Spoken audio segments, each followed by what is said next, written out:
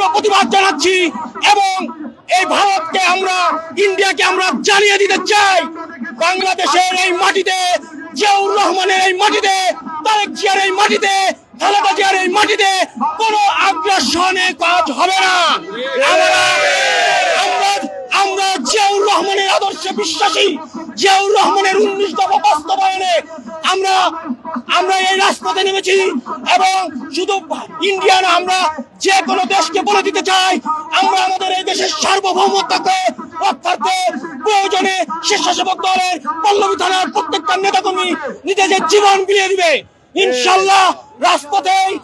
রাজপথে আমাদের জীবন, রাজপথে আমরা সমাধান। এবং আপনারা জানেন এই রাজপথে আমরা স্বৈরাচারী খুনি হাসিনাকে বিতাড়িত করেছি।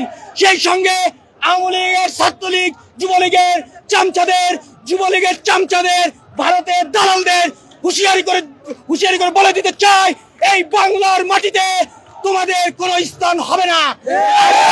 তোমাদের কোনো অবস্থানে বাংলার মাটিতে নিতে দেবো না। আমরা অনেক কষ্টে রক্তের বিনিময়ে, ছাত্র জনতার রক্তের বিনিময়ে, স্বেচ্ছাসেবকের রক্তের বিনিময়ে আমরা গণতন্ত্রের পথে অগ্রসর হচ্ছি। আমাদের আরো অনেক কাজ আছে গণতন্ত্র ফিরিয়ে আনার জন্য। আমাদের দেশ নায়ক তারেক রহমানকে এই বাংলার মাটিতে ফিরিয়ে এনে তাকে এই দেশের প্রধানমন্ত্রী করে আমরা জিয়াউর রহমানের আদর্শ বাস্তবায়ন করব ইনশাআল্লাহ। সবাইকে ধন্যবাদ জানিয়ে কতজন লোকের এখানে সমাগম হয়েছে? তিনটি দল এবং অঙ্গ সংগঠনের নেতাকর্মীরা। আপনারা জানেন আমাদের 3টি অঙ্গ সংগঠন, স্বেচ্ছাসেবক দল, ছাত্র দল, যুব দল, এই 3টি অঙ্গ সংগঠন আমরা আজকে ইন্ডিয়ার হাই কমিশনের দিকে আমরা পদযাত্রা করব এবং সেখানে আমরা স্মারকলিপি প্রদান করব। তাদেরকে এই মেসেজ দিয়ে দিতে চাই আমাদের এই দেশের বিরুদ্ধে ভবিষ্যতে যাতে কোনো চক্রান্ত না করে। এই স্বাধীন দেশ জিয়াউর রহমানের সৈনিক আমরা কোনো আগ্রাসন মানব না। প্রত্যেকটা আগ্রাসন আমরা রাজপথ থেকে মোকাবেলা করব এবং এগুলো প্রতিহত করবো ইনশাআল্লাহ। দেখছিলেন আমরা সরাসরি একটু দেখানোর চেষ্টা।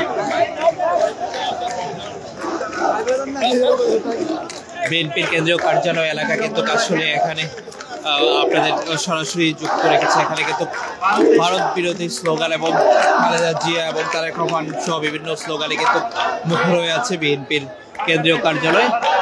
আন্দোলন আমরা একটু দেখানোর চেষ্টা করছি আপনাদেরকে বিএনপি নয়াপল্টনের কেন্দ্রীয় কার্যালয়ের সামনে থেকে। বাংলাদেশের স্বাধীনতা সার্বভৌমত্বের প্রতীক লাল সবুজের পতাকাকে যেভাবে অবমাননা করেছে এর আগে আপনারা দেখেছেন।